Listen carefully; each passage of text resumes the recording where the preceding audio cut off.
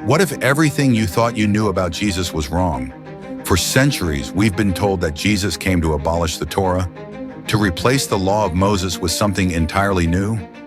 But what if the real Jesus didn't cancel the law? What if he fulfilled it in a way we've misunderstood?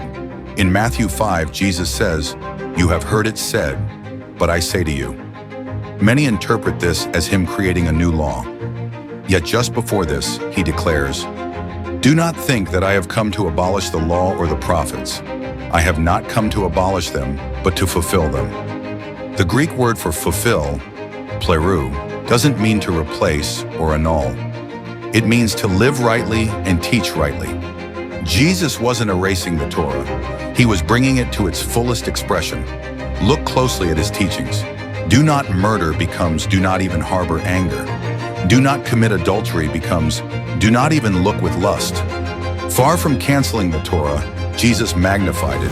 He didn't lower the standard, he raised it. He didn't reject the law, he embodied it. Why would Jesus do this?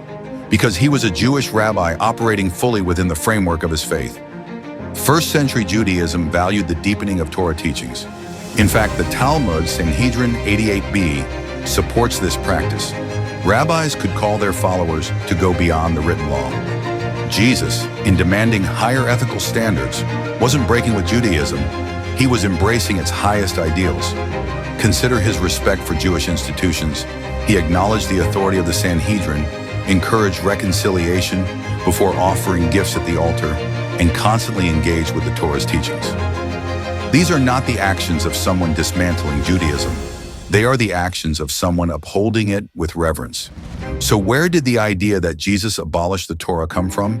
Not from his words. History shows that as Christianity distanced itself from its Jewish roots, theologians reshaped Jesus into someone who stood against the law. Over centuries, tradition overshadowed truth. But if Jesus didn't abolish the Torah, what does that mean for us today?